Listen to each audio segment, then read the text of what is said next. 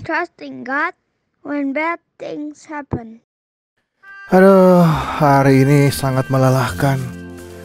Capek sekali mengajar. Nonton dulu.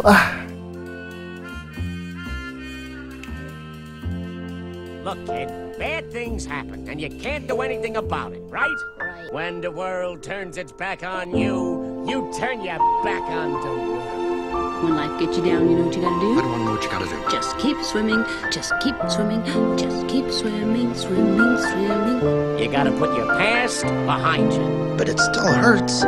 Oh yes, the past can hurt. Kok videonya sama seperti aku hari ini ya? So many bad things happen. Pagi-pagi tiba-tiba atasan udah marah-marah. Pas lagi lapar-laparnya mau makan, kesenggol lagi sama temen. Harus beli makanan baru deh.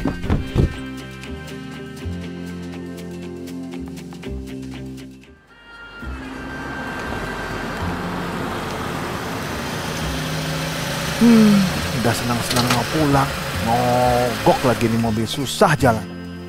Ternyata bannya kempes ternyata.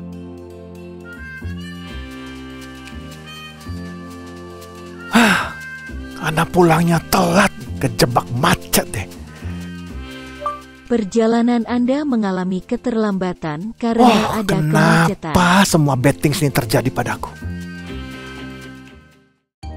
Halo Sweetie Kids dan semua anak-anak dimanapun kalian berada. Selamat bergabung kembali di Sweetie Kids GI Hokim Tong. Sebelum kita mendengar firman, yuk kita berdoa dulu ya. Tuhan Yesus, terima kasih untuk hari ini. Kami bersyukur kalau kami masih bisa beribadah di hari ini. Kami berdoa supaya Tuhan boleh memberkati ibadah kami dari awal hingga akhirnya. Biar kami semuanya boleh diberkati dengan firman-Mu. Terima kasih Tuhan, di dalam nama Yesus kami berdoa. Amin. Anak-anak, apakah ada di antara kalian yang pernah mengalami hal-hal buruk? Misalnya, kalian mengalami sakit, merasa kesepian karena tidak punya teman, kehilangan mainan yang disukai, sulit mengerti pelajaran, bertengkar dengan teman, atau mungkin diomelin sama papa mama.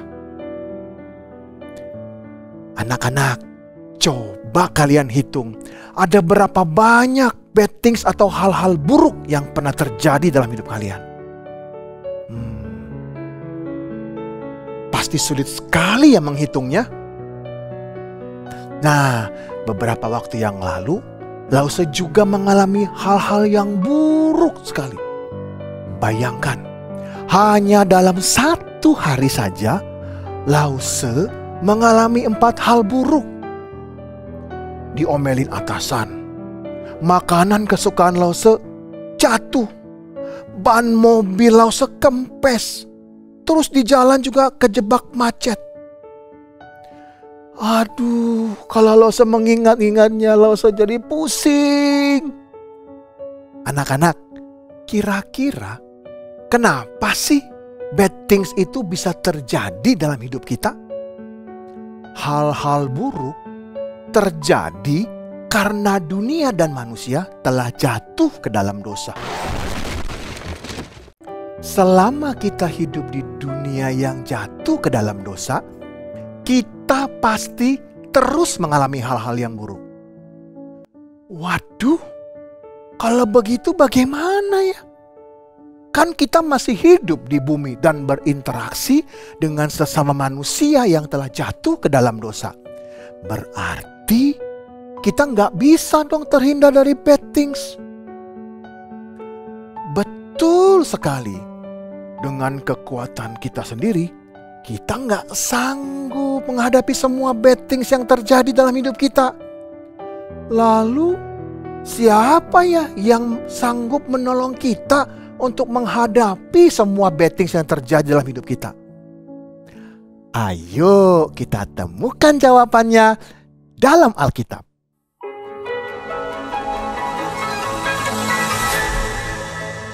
Nah, anak-anak, cerita firman Tuhan hari ini adalah tentang Tuhan menampakkan diri kepada Nabi Elia di Gunung Horeb.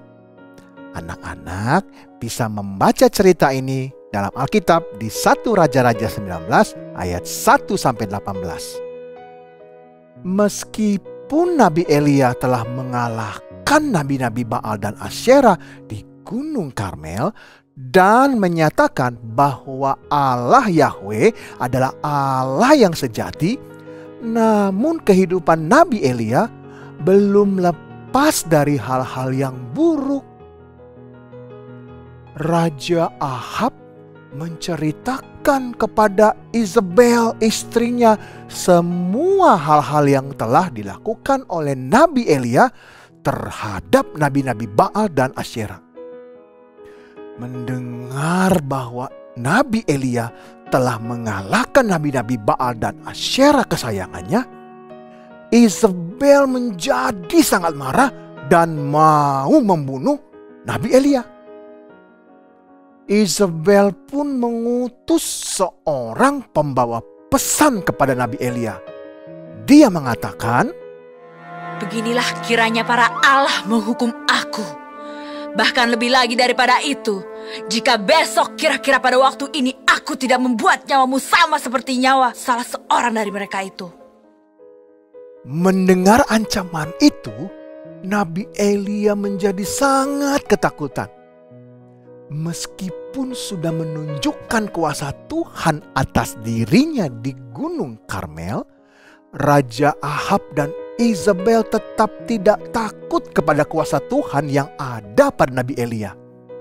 Nabi Elia berpikir bahwa tidak ada lagi yang dapat dia lakukan dan bahwa dia tentu akan dibunuh oleh Isabel.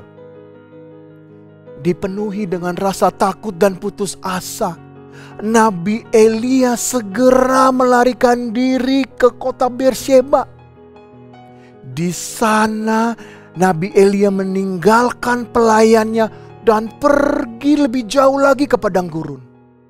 Nabi Elia duduk di bawah pohon arar dan berdoa. Cukuplah itu.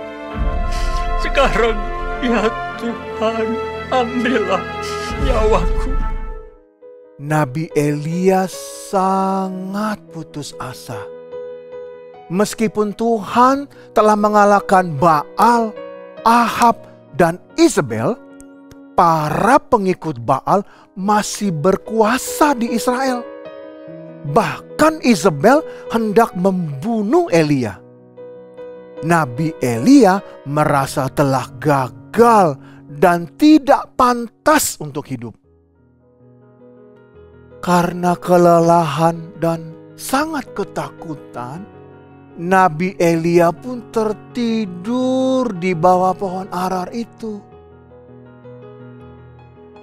Tiba-tiba malaikat Tuhan datang dan menyentuh Nabi Elia.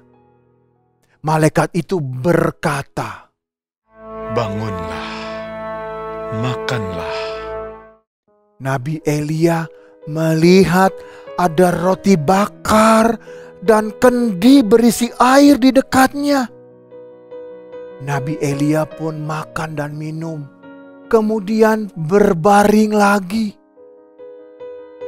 Setelah beberapa waktu, malaikat Tuhan datang kembali dan menyuruh Nabi Elia untuk bangun dan makan. Malaikat Tuhan juga mengingatkan Nabi Elia bahwa perjalanan yang akan dia tempuh sangat jauh. Sangat ajaib anak-anak, karena makanan yang diberikan Tuhan, Nabi Elia dapat bertahan berjalan 40 hari dan 40 malam di padang gurun hingga tiba di Gunung Horeb.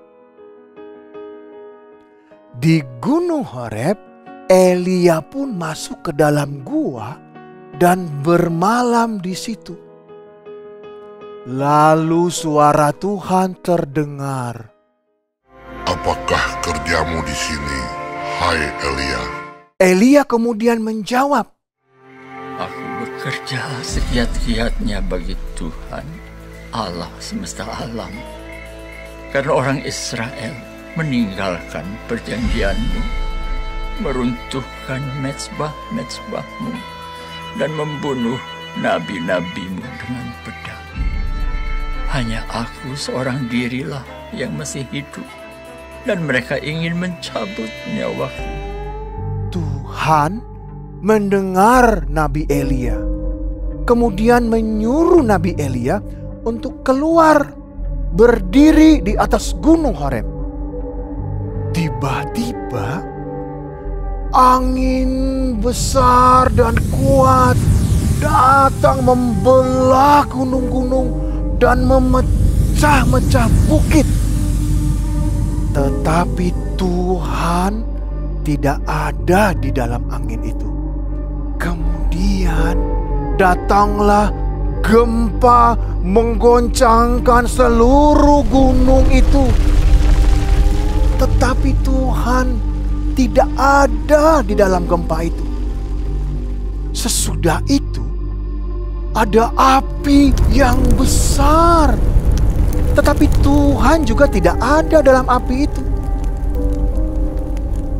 Sesudah angin, gempa, dan api, datanglah angin yang bertiup dengan lembut. Elia pun menutup mukanya dengan jubah dan pergi berdiri di depan pintu gua. Lalu Tuhan berbicara kepada Nabi Elia. Apakah kerjamu di sini, hai Elia? Nabi Elia kemudian menjawab, Aku bekerja segiat-giatnya bagi Tuhan, Allah semesta alam. Karena orang Israel meninggalkan perjanjianmu, meruntuhkan mezbah-mezbahmu, dan membunuh nabi-nabimu dengan pedang. Hanya aku seorang dirilah yang masih hidup, dan mereka ingin mencabut nyawaku. Lalu Tuhan memberitahu Nabi Elia apa yang harus dia lakukan. Tuhan memerintahkan Nabi Elia untuk pergi ke Damsyik. Setelah itu, Nabi Elia harus mengurapi Hazael menjadi raja atas Aram dan Yehu menjadi raja atas Israel. Kemudian Nabi Elia juga harus mengurapi Elisa menjadi nabi yang akan menggantikannya nanti. Tuhan juga memberitahu bahwa Elia tidak berjuang sendirian. Masih ada 7.000 orang Israel yang taat kepada Tuhan dan tidak menyembah kepada Baal. Anak-anak, ketika Nabi Elia menghadapi bad things atau hal-hal yang buruk, Tuhan tidak diam saja loh. Tuhan menolong Nabi Elia menghadapi semua hal-hal yang buruk yang sedang dia alami. Ketika Nabi Elia kelelahan, kelaparan di padang gurun, Tuhan menolong dia. Tuhan memberikan hal yang paling Elia butuhkan, yaitu makanan dan minuman. Tidak hanya itu, Tuhan juga tahu bahwa Nabi Elia sedang putus asa. Nabi Elia merasa dia tidak pantas hidup karena telah gagal membawa bangsa Israel untuk kembali beribadah kepada Tuhan. Tetapi Tuhan tidak membiarkan Nabi Elia dalam kesulitannya ini. Tuhan secara pribadi menemui Elia dan menolongnya untuk mengerti bahwa dia tidak pernah gagal. Tuhan membuka hati dan pikiran Nabi Elia, memberi dia harapan dan tujuan yang baru. Sebelumnya, Nabi Elia berpikir bahwa Tuhan akan menghukum Raja Ahab, Isabel, dan bangsa Israel dengan cara yang hebat. Ternyata Nabi Elia salah.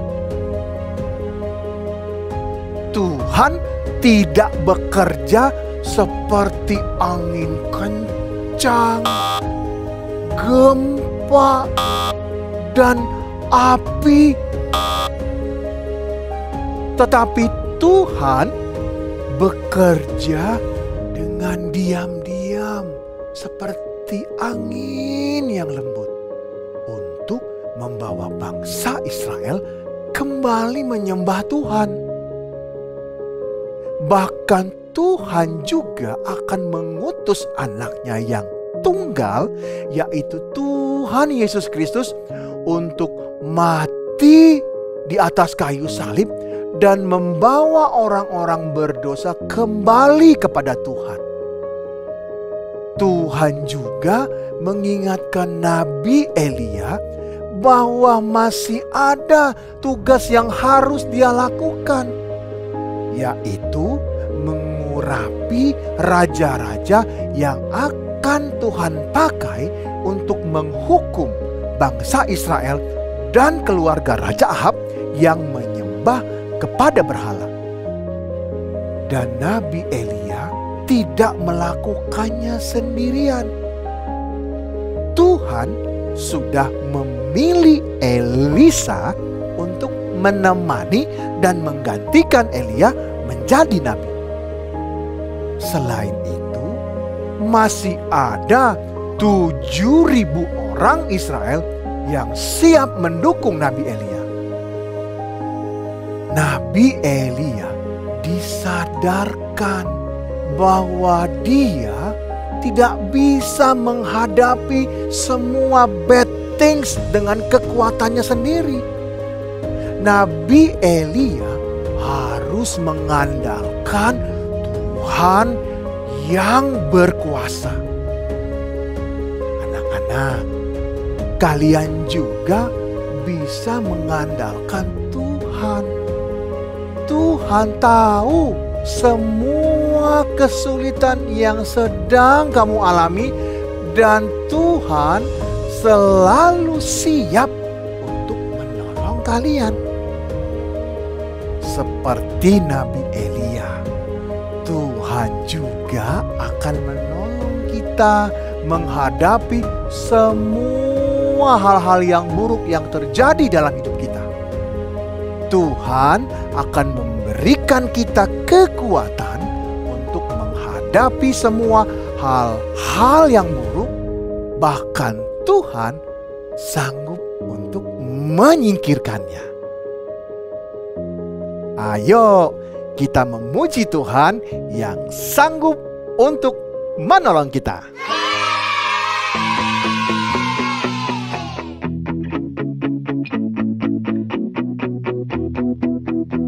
My God is strong. He'll do anything big or small.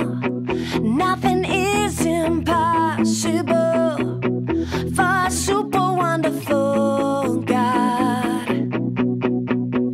Every day I can know God is always there for me and my family. Every day I can know greater is the one who lives inside me. Super big, super strong, super wonderful God. Super big, super strong, super wonderful God.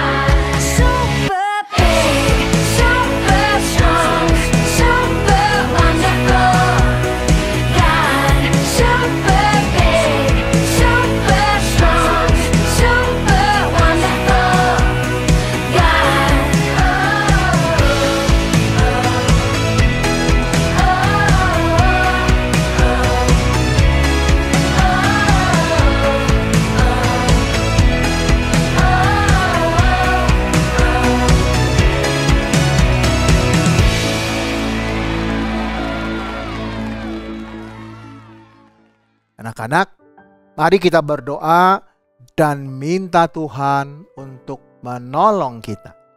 Mari kita berdoa.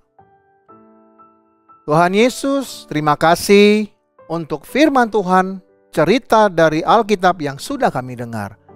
Terima kasih karena Tuhan senantiasa akan menolong kami di dalam setiap kesulitan yang akan kami hadapi. Kami percaya bahwa Tuhan tidak pernah meninggalkan kami. Terima kasih Tuhan, kami bersyukur memiliki Allah seperti Engkau. Terima kasih, di dalam nama Tuhan Yesus kami berdoa. Amin.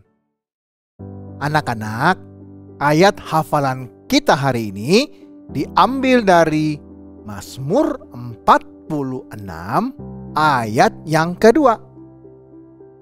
Kita baca sama-sama ya.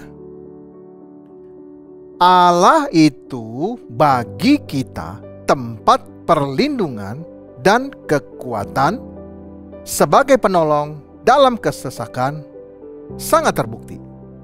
Mari kita ulangi sekali lagi ya. Mazmur 46 ayat yang kedua. Allah itu bagi kita tempat perlindungan dan kekuatan, sebagai penolong dalam kesesakan, sangat terbukti. Anak-anak, kita harus percaya bahwa Tuhan peduli dan sanggup untuk menolong kita menghadapi semua bad things atau hal-hal yang buruk yang terjadi dalam hidup kita. Kira-kira bagaimana ya cara kita meminta agar Tuhan menolong kita? Betul, dengan berdoa kepada Tuhan. Anak-anak, jangan lupa harus berdoa setiap saat kepada Tuhan dan memohon kepada Tuhan untuk menolong kalian semua. Dan jika kalian melihat papa, mama, dan saudara-saudara atau teman kalian yang sedang mengalami hal-hal yang buruk, kalian juga harus mendoakan mereka ya, supaya Tuhan menolong mereka seperti Tuhan menolong kamu. Now, let's say, trusting God all the time, trusting God when bad things happen.